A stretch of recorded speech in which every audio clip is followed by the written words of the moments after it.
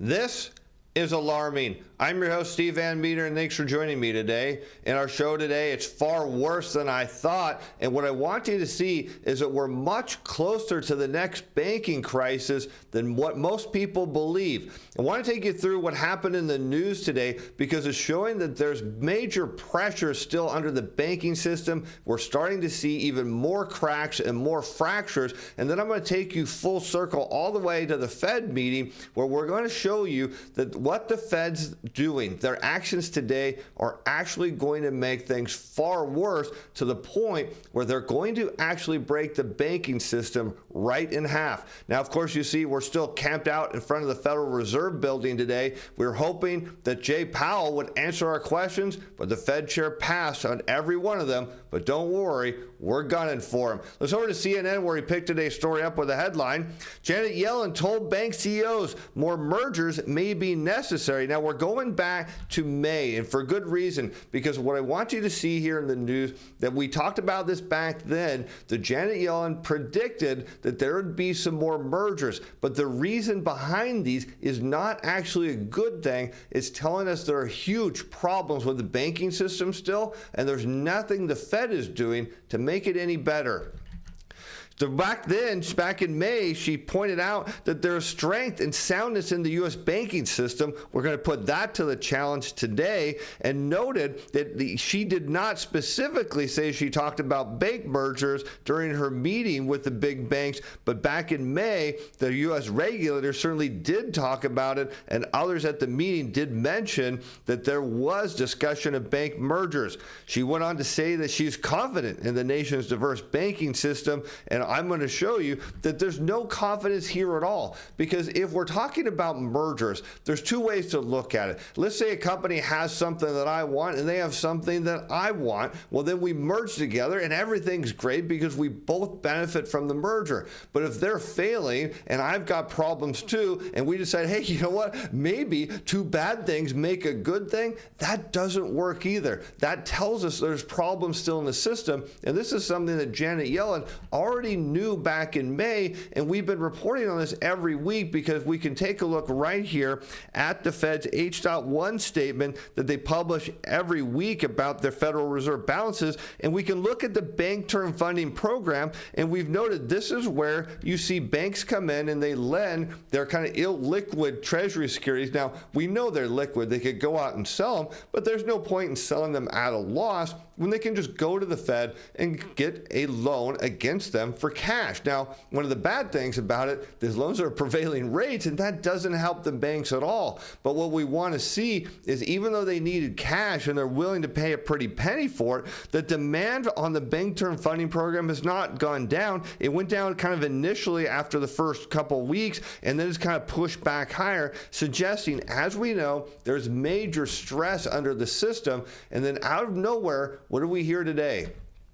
PacWest to be sold to Bank of California in the latest, here, see these words, rescue deal. Now, this isn't something in a headline that you want to see because it suggests that, wait a minute, they're coming together in terms of a rescue? Well, what does this tell you about potentially some of the other small and mid-sized regional banks out there? Are they behind closed doors discussing mergers in terms of, hey, we need a rescue too? And that's what I'm concerned about here, is because Janet Yellen goes on to say, hey, look, everything's really good. We might have some mergers, but I'm really confident about the banking system. Well, the banking system itself isn't even confident about itself.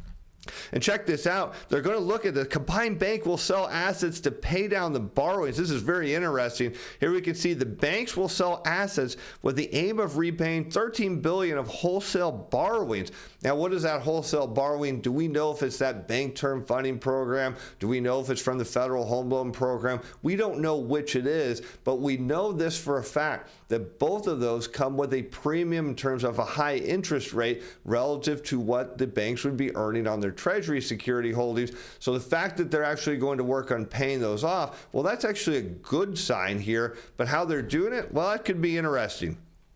The merger is aimed at shoring up confidence in the banks. Now, see, this is a problem I have, because how does this tell you there's confidence in the banking system? What it tells me is you had one bank that was about to fail, another bank that is somewhat marginal, and somehow together they make a super good bank, and we should all be really happy about that. Again, this would be, the way I'd have confidence if you had a bank that said, look, we're an expert in this line of business, and we want to expand over here, and there's this other bank that says, hey, we're an expert in a different line of business and we want to expand over in the other direction. Well, they merge, and now all of a sudden synergies that they could offer each other's products to their customers. I get it. That makes sense to me. But this merger is not about confidence. You tell me, do you feel confident about this? Weigh in the comments. I'd love to know.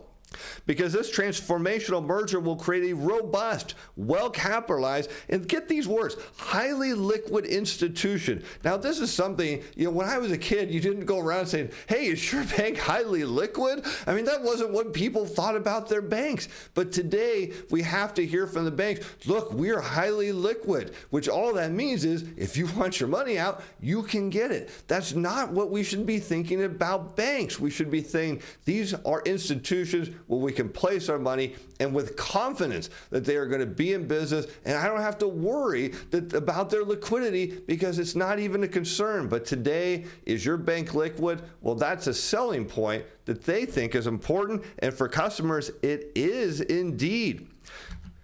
PacWest, a Beverly Hills-based regional bank. So here you start to look at the problems. Look at this. Has been shedding assets to bolster liquidity. So when we talk about, did this problem go away? Nope. It didn't go away at all. In fact, we kind of just brushed it under the carpet, so to speak, or the rug, and said, look, maybe it'll just disappear. And that's what the regulators did. But what we're seeing at PacWest is no, the problems didn't go away at all. It'll only leave us a question is, what other banks are facing the same issue, as it had been weighing strategic options and had been approached by several potential investors. Even after that, it sold a pile of real estate loans, and it's gone on to tap Apollo Global for financing. So these are not things that give you any confidence at all. In fact, CEO Paul Taylor tried multiple times this year to reassure investors about PacWest stability. Meanwhile, obviously the boat was taken on water, and he was trying to bail it off just as quickly as possible, and all the whole time saying, don't worry, we're not going to sink here. And instead, he has to go merge with another bank because he had gone as far as taking steps to get rid of non-core products to boost earnings, to try to stabilize deposits. In the end of the day, it didn't work, and it's telling me, look, if this is a problem, it's not gone away since we had the crisis, who else is next? Well, we can already see some new regulation coming down, and it's going to hit the big banks who so far have been largely beneficiaries of these smaller banks' failings, and now they're starting to scream that this isn't fair for them either. As banks' $118 billion buffer likely wiped out by new capital rules, and get this, it could crimp buybacks for years. So what this means is what we're seeing is these banks have this big buffer. These largest banks have about $118 billion in cash on hand, and a lot of things banks love to do with excess cash is pay dividends to their shareholders and buy their stock back. Of course, they're not going to be able to do that when you see these new rules passing through, and there's going to be some other implications as you're about to see. But one thing that shouldn't be being wiped out is your trading account. Now, some of you have said, hey, look, you've been showing us these other trades, show some different ones. All right, well, here's wheat. I got an email from a subscriber the other day that says, hey, you know what? I've never traded wheat, but I signed up for your report. I saw the signals and I did it and I made money. Well, we can go right back here to this day here. Before that, I'll show you, we were almost at max short on our CTA-Timer Pro program. This thing looks at machine positioning and then runs a historical overlay to help you find opportunities that are low. It triggered on this little day right here, had a nice big run up. If you missed that, there was a secondary signal here. It's up a little bit because both of these would have told you to buy it open. Here you can see on June 1st, we were almost at max short positions. And then what do you see on the 5th, a few days later, it started short covering on the fast algorithm. Again, everything that you want to see to give you some confidence to take a position. And it's not every trade is perfect. Not everyone works out, but as many as subscribers say, hey, this is the easiest thing I've done, more than most. It works out great. I'm making money, having fun, and you could be too. $30 a month, link in the description below. Now let's get back to what's going on with the big banks.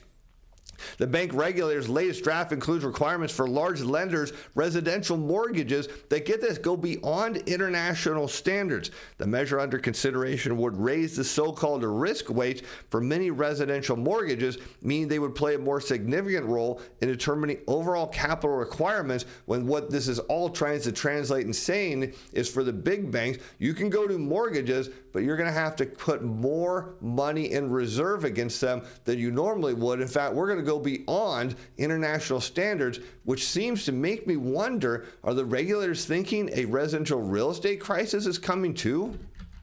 And here you can see in some cases, bank executives have argued that the new rules could limit banks' ability to offer low-cost loan options to borrowers. It won't just limit them. It would actually hamper them in a big way. And they sure are concerned that higher capital levels, this is the off effect of this rules, will undoubtedly increase the cost of capital for medium and smaller sized enterprises and consumers in particular, and will drive more activity to non-regulated and lesser capitalized players, and that's not in the system's interest. So here you have regulators come in and say, look, we need more regulation, and the banks are saying, look, are you guys crazy? All it's going to do is push all of this loans over to the lenders that you don't regulate, and that doesn't make any sense either, unless, of course, the regulators don't care if these non-regulated banks go under or players go out of business. Maybe they don't care about that. Maybe they care more about these big banks. But what's interesting here, what I want you to understand, is at a time what we should be seeing is banks lending. And why do banks need to lend? Because they need to take advantage of these higher interest rates to pay depositors more money. It's not just the big banks that need to do this, it's the small and mid-sized regional banks too. And yet all of a sudden you have regulators come out and say, you know what, we're going to put even more regulation on you, and we're going to prevent you from lending and lock you down. And of course, this isn't a good thing, because as we discussed in the show, one thing that matters in a debt-based economy is banks' ability to lend and create money. And if banks aren't creating money, well, that doesn't work out long term, because economic growth slows down. But the fact that is cutting back the bank's ability to lend in the housing market going to matter much? Well, maybe not.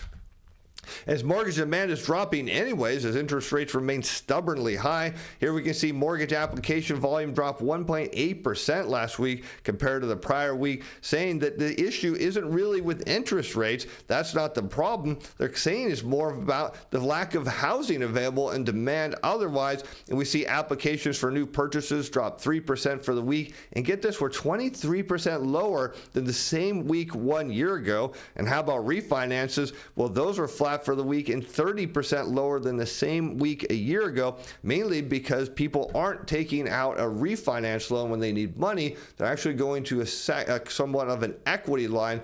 But here again, you look at all the people that are employed by these big banks that do mortgages, and you can now see the signs that they're going to be getting out of those business lines in a big way, putting more people potentially facing unemployment at a terrible time for the economy. And it's important to note that the federal funds rate, as we know, the Fed, we'll get to them in a moment, doesn't directly dictate mortgage rates, meaning mortgage rates can actually go lower if the Fed hikes, and that's absolutely true. You can see here in this chart of 30-year fixed mortgage rates in blue against the federal funds rate. You can see that mortgage rates actually started falling before the Fed started cutting. You can see that here kind of in the late 80s. You see it in the mid 90s. It happened again. You can see it in the early 2000s. It happened again going into the the global financial crisis, and actually happened again before the pandemic. So the idea here that the Fed really matters in the interest rate market, it doesn't really important, because they don't. The bond market is actually what matters here, and they're seeing demand go down. Well, if demand falls, rates fall, and we got some more news today saying demand for the housing is falling.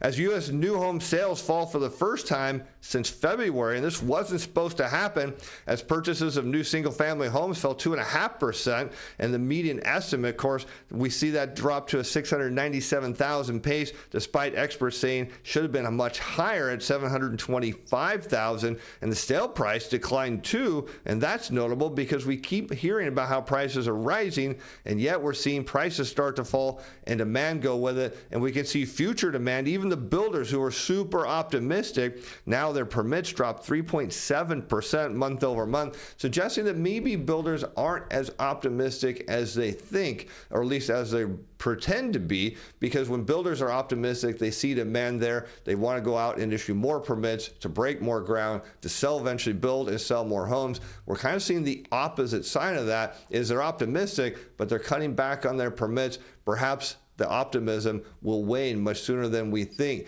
But one place that there is a lot of optimism, well, it's with the Fed and the fact that they need to continue tightening monetary policy to bring inflation down. Well, they did raise rates today, but let's take a look at what's going on, because I want to come back to this banking issue and show you just how the Fed is going to cause the next banking crisis. Of course, we already know they caused the first one, but they're not done yet, and I'll show you why. Here we can see from their statement today that recent indicators suggest economic activity has been expanding at a moderate pace, and that is indeed true. Job gains have been robust in recent months, although they have slowed a bit, and the unemployment rate has remained low. Inflation, they say, remains elevated, but has definitely been coming down. They also note that the U.S. banking system is sound and resilient, if you can buy that, and I don't believe it, obviously, for a minute, because why would PacWest merge with the Bank of California if that was true? And that is no sign of any sort of confidence or strength in the system. But at least the Fed does admit one truth: tighter credit conditions for households and businesses are likely to weigh on economic activity, hiring, and inflation. The extent of these effects remains uncertain. Well, except it doesn't. It remains extremely certain, and I'm going to show you right now. Let's take a look at this chart where I pulled the net percentage of domestic banks tightening lending standards for, well, everything, across all auto loans, commercial industrial loans, credit card loans, mortgages, everything. And I've overlaid the yield curve. Here's a 10-year, 2-year. And we know today, because the Fed raised rates, that they're going to further invert the curve. At least before I recorded, I noticed that the long end of the curve was falling. Short end of the curve remained elevated, obviously, because the Fed raised rates. And what we can see is at any point where the yield curve starts to get near that horizontal black line or gets below it, that shows the inversion. You can see that over and over. What happened? Banks tighten lending standards. They do this over and over again. Of course, that means they're not lending as much, and that's a problem again for a debt-based economy that needs a lot of new money creation. So what does that mean in terms of the broad economy that the Fed claims is uncertain? Well, now we're going to take a look at the Philly Fed General Activity Index. We're putting the manufacturing index over here because the Fed says, look, we're not really sure. We just think things are going to go wrong if we continue to tighten credit conditions. Well, sure enough, they're right. They are. But look at this. We can see the General Activity Index for the Philly Fed continues to go down as banks tighten standards. You see that here during the global financial crisis again. We're seeing that now. So the idea is, we've talked about how everyone believes that manufacturing activity is going to surge back. I'm telling you, it's not going to happen as long as banks keep lending standards tight or increase how tight they are. And as long as the Fed continues to invert the curve, as we looked at in the previous chart, it means banks are going to further tighten lending standards, and that is going to have a huge impact on economic activity. How about the jobs market? Well, the Fed claims that everything's A-OK there and remains uncertain to the effects. Well, as we've noted before, as banks tighten lending standards, well, people lose their jobs, and we're going to start to see that happen as well. And you can know it's with a lagged effect here. So we haven't really seen this increase a whole lot. We kind of got up to the 250,000 mark and a bit pullback. But what I'm suggesting here, with the further inversion of the curve and banks further tightening lending standards, more people are likely to lose their jobs. job.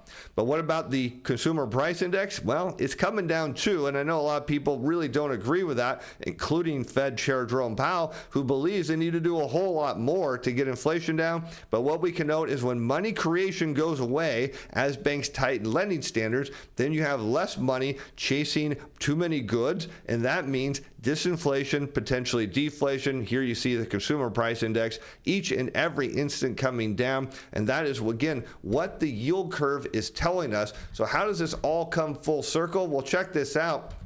Because what the Fed fails to realize is even though they're just raising the federal funds rate, they're raising the overnight reverse repurchase rate to 5.3%. We know this backfeeds directly into money markets. So now at a time when banks are just trying to get stabilized, the Fed's going to raise the overnight repurchase rate. That means money market rates are going up. That means more money coming out of these small and mid-sized regional banks, putting even more stress on them at a time when we're seeing the first round of mergers that will probably see a few more, and then we'll probably start to see failures again, only because the Fed doesn't realize that they're artificially inverting the yield curve. They're the ones that are going to create the next economic crisis, and they just don't realize it. With that, I'm Steve Van Metre. Thanks for watching. Thanks for being fans. Bye now.